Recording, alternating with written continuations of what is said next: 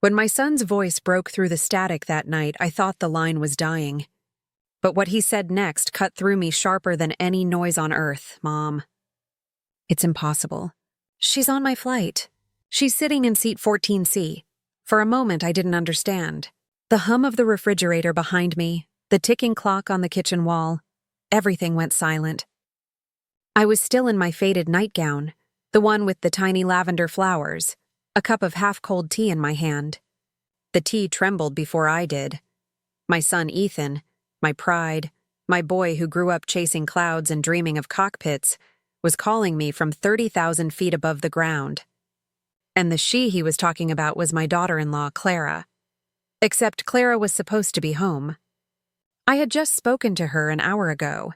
She'd told me she was cooking dinner, chicken and rice, Ethan's favorite, for when he landed later that night.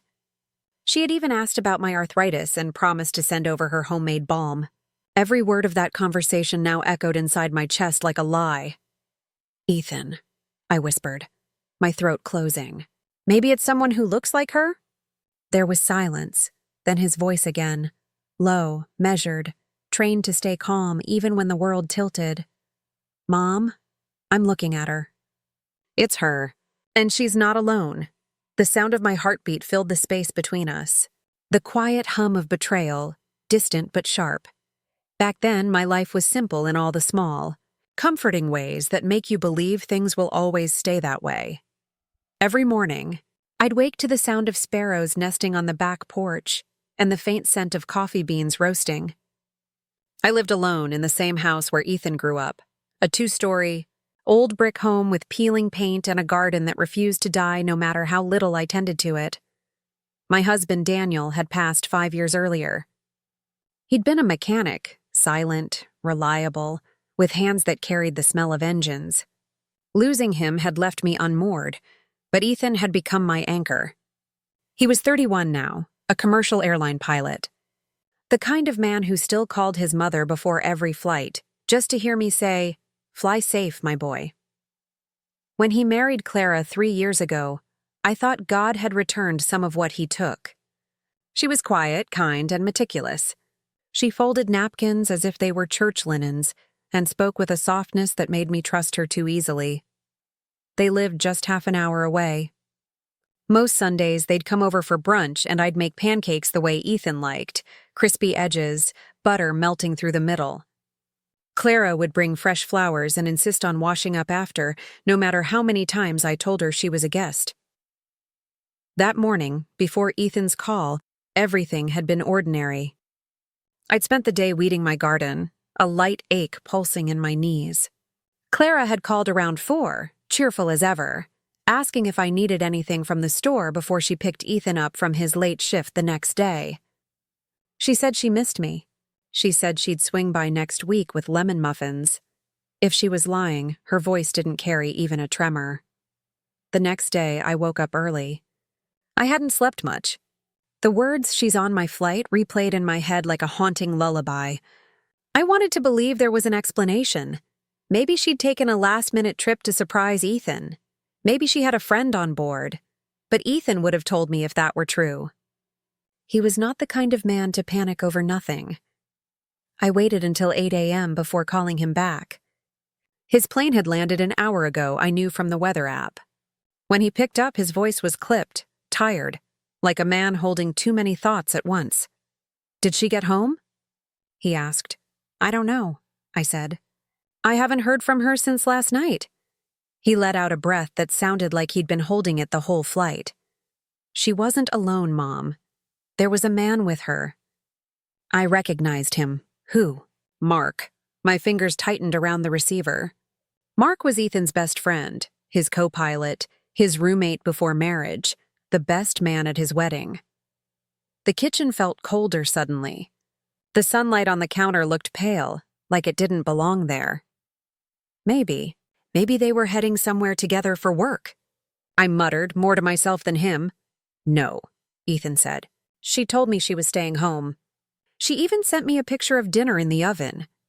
The image of Clara stirring a pot and smiling through the phone came back to me, sweet and sharp as a blade, then silence again, long, heavy. "Mom," Ethan said quietly, She looked happy. Really happy. That afternoon, I went over to Ethan and Clara's house. I told myself I was just checking in, that I wasn't meddling. But my stomach twisted as I drove down their street. The same one where I watched Ethan ride his bike as a boy, where he once scraped his knee and cried until I kissed the bruise. The front yard looked still. Too still. The curtains were drawn, though Clara always kept them open to let the light breathe in. Her silver car was gone. Inside, the air smelled faintly of perfume. Hers. Sweet, like lilac and powder. I walked through the kitchen. The oven was spotless, cold. There were no dishes in the sink, no dinner on the stove, only an empty wine glass on the counter, and 2 sets of fingerprints around it. I touched the rim. A faint lipstick smudge, bright pink. Clara never wore that shade. I stood there, surrounded by quiet lies, when my phone buzzed. It was Clara, a message. 3 words, home early tonight. My hands trembled as I typed back, "Are you okay?" No reply came. That was the moment I stopped pretending not to know. The moment a quiet dread took shape inside me, heavy and stubborn. When Ethan stopped by that evening, his uniform still creased from work, I saw the exhaustion behind his steady eyes. He didn't ask if I'd found anything. He simply said, "I need to know the truth," and I nodded, because mothers always do. What I didn't know then was that the truth would come knocking at my door sooner than I imagined, and it would not come alone. The next morning, the house felt heavier, like the walls themselves were waiting for me to uncover what had been hidden.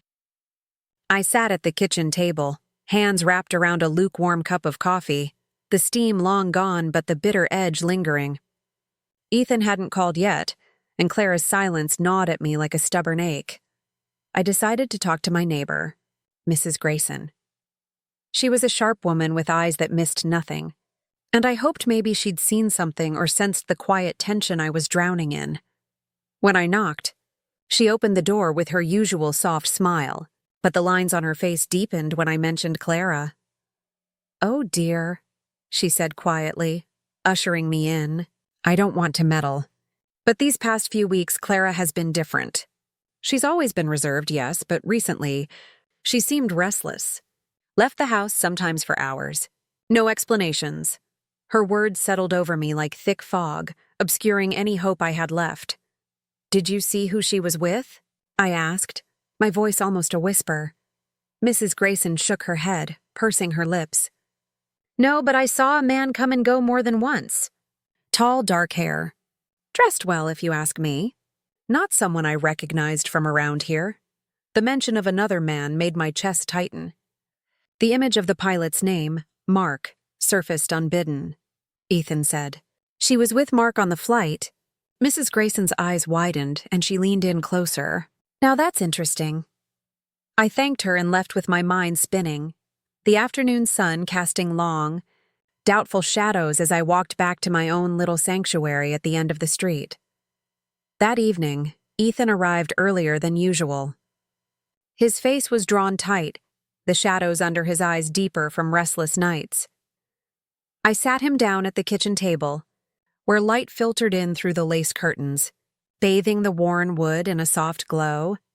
"Ethan," I began carefully, "what do you want to do about this?" "About Clara?" He ran a hand through his tousled hair, the pilot's calloused fingers revealing his tension. "I want answers," he said simply. "I don't want to jump to conclusions, but I can't pretend anymore like this isn't happening." I nodded. "We'll find out, together." The next days were a slow crawl of waiting and watching. I found myself stealing glances at my phone, hoping for a message, a call, anything from Clara or Ethan, but only silence answered. It was my own small, secret rebellion to fight the silence with noise. I cleaned the house obsessively while sifting through old photo albums, reliving moments that suddenly felt like a different life. In one picture, Ethan grinned ear to ear, holding a tiny Clara close. Their smiles were unguarded, filled with possibility. In another, 4 years ago, Clara sat nervously beside me at the dinner table, my hands folded, trying to offer comfort. How had things come undone without me noticing? Then, one night, the phone rang past midnight. My heart jumped as I rushed to answer. "Mom," Ethan's voice cracked, heavy with exhaustion. "What's wrong?" "It gets worse." I checked when she landed. "Clara." She never landed where she said she would. I felt my breath catch. "You mean, she never got off the flight in our town?" The room spun, the hum of the refrigerator louder than before. "She went somewhere else," I whispered. Determined to uncover the truth, I began to pay closer attention to Clara's social media, the quiet digital window I had ignored before. Her last post was days ago. A cheerful selfie with Mark, smiling wider than I ever saw her smile around Ethan. The caption was short, innocent enough. "New adventures can be scary, but worth it." Comments flooded in with congratulations and well wishes. As I scrolled deeper, an unseen corner of Clara's life revealed itself. Private messages, deleted posts, and hints of late-night meetings that no longer felt innocent. Each click was a sting, each revelation a tear in the fabric of the life I thought I knew. Ethan and I met that weekend for lunch at a small cafe near the airport. I could see the fatigue etched into his strong jawline, but also the fire that wouldn't let him give up. "We need to confront this," Ethan said, voice steady despite the turmoil inside. "Face to face," I agreed, though fear curled deep in my belly.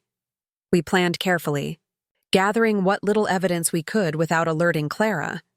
Phone records, flight logs, social media. The betrayal was no longer a whisper. It was loud and unforgiving, and yet, even with the truth glaring at us, the hardest part was still to come, facing Clara herself. The confrontation came on a gray Wednesday afternoon. The sky was heavy with clouds, mirroring the weight settling deep inside my chest. I had barely slept the night before. My hands trembled as I sipped from a chipped mug, the aroma of wet earth drifting in from the rain-soaked garden outside. Ethan was with me, silent but steady, a pillar of strength I desperately needed. We agreed. No shouting, no accusations at first. Just the truth, laid bare. When Clara arrived, her smile was tight, her eyes guarded. She stepped inside like a stranger wearing familiar clothes. I could smell her perfume, still that sweet lilac. And for a moment, I wanted to believe it was just nerves. "We need to talk," Ethan said, voice calm but firm. Clara nodded, folding her hands as if bracing for a storm. I started. "Ethan told me about the flight, about you being there with Mark." Her eyes flickered, the smallest crack in her carefully crafted facade. "I didn't mean for it to happen like this," Clara whispered, voice fragile. "It's complicated." I swallowed the rising tide of heartbreak and anger. "Why didn't you tell us?" She looked down, twisting a ring on her finger. Then, finally, the truth spilled out in uneven, painful fragments. Mark and Clara had met months ago, at work, she said, a connection built on late nights and shared stresses. It started as friendship, a way to escape loneliness, but then grew beyond control. "I was lost," she admitted. "I didn't know how to say it. I thought, maybe if I kept it secret, it would go away." I saw the tears welling, genuine, desperate. But for Ethan and me, it was like watching a bridge collapse beneath us. The person we trusted, who promised forever, had chosen silence over honesty. That night, the house felt colder than it should. We didn't speak much. Ethan stared out the window, tracing planes as they disappeared into the distant sky. I sat beside him, placing a tentative hand on his shoulder. "Do you want to forgive her?"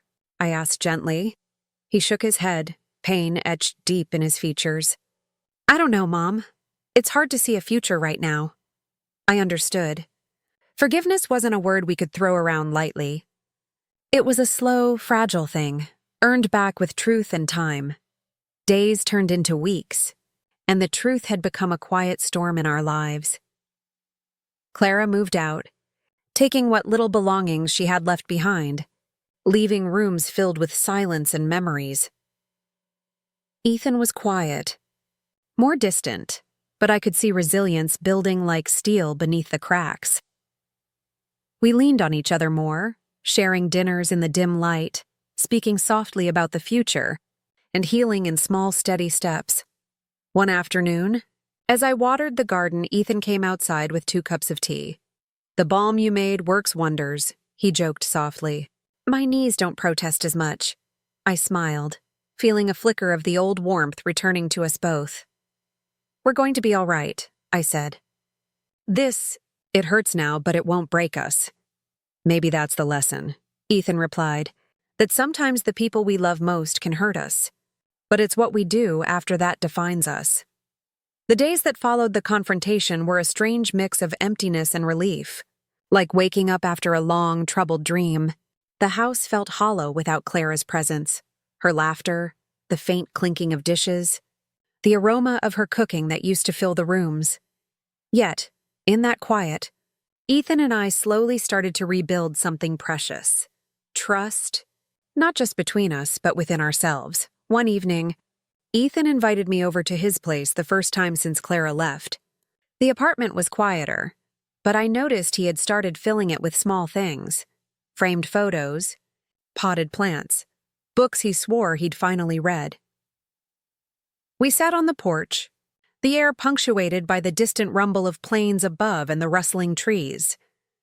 "I want you to know something, Mom," Ethan said, staring at the stars, trying to peer through the city haze. "Even though everything feels broken, I'm still grateful. Grateful you were there." His voice trembled, and I reached out, gripping his hand tight. "It's not just about Clara," he admitted. "It's about learning who we really are when everything falls apart." That night, I lay awake, feeling the truth of his words settle deep into my bones. The weeks passed, and the story of Clara's betrayal began to ripple outward, among family, friends, even Ethan's colleagues at the airline. Whispers and sideways glances met us, many avoiding the subject, others overt in their judgment. But Ethan chose dignity over bitterness. He didn't lash out or cry foul. He met questions with calm honesty, refusing to let bitterness define his future. His strength became a quiet lesson, a reminder that while pain can be public, healing is deeply personal. One Sunday afternoon, as autumn leaves danced down the street, I sat with my wrist resting on the window ledge. The house was warm, the faint smell of cinnamon from the kitchen mingling with my thoughts. I realized that though trust had been shattered, what remained was stronger than I imagined. It was the bond between a mother and her son, tested but unbroken. Healing didn't mean forgetting. It meant accepting the cracks in the foundation and deciding to build anew with care and intention. I learned that love wasn't always enough to keep a family together. It needed honesty, courage, and sometimes the grace to let go. Clara's departure left a painful silence, but it also opened a space for truth and new beginnings. It was in the quiet moments that healing truly began, when Ethan and I weren't trying to fix the past, but simply sitting with the weight of it side by side. One afternoon, as the late fall sun filtered through the amber leaves, he shared something that lingered in my heart long after. "Mom, sometimes I think the hardest part isn't the betrayal," he said softly. "It's realizing how much we needed someone who wasn't there for us when we needed them most." I nodded, feeling a tear trace my cheek. And yet, we find strength in ourselves we never knew existed. We leaned into that strength, the unspoken promise to protect each other, to move forward without forgetting, but without carrying the bitterness. The community, once buzzing with gossip, slowly quieted and life returned to a new normal. Ethan even found moments to laugh again. One evening at home, while the wind rattled the window panes, Ethan reached for my hand. "Would you believe me if I said I'm ready to fly again?" he asked. I smiled, squeezing his hand in reassurance. "You were born to rise above the clouds." And in that moment, the past felt distant, not erased, but transformed by the love that remained. Reflecting on everything, I see now that betrayal doesn't just break hearts. It teaches us about resilience, about the value of truth and the power of forgiveness, not always for others, but for ourselves. Life doesn't promise perfection. It offers us moments to grow, to mend, and to rediscover hope amidst the storm. I don't know what the future holds for Ethan and Clara, or for me. But I do know one thing. Sometimes the hardest flights lead to the most beautiful landings. I am ready to provide the closing audience reflection for your story in the style of Voices of Auntie May. Before that, I will perform a quick search to check if there are any recent stylistic nuances or popular closing lines specifically used by that channel in late 2025 to ensure my closing aligns well with the latest audience engagement patterns. Executing the search now.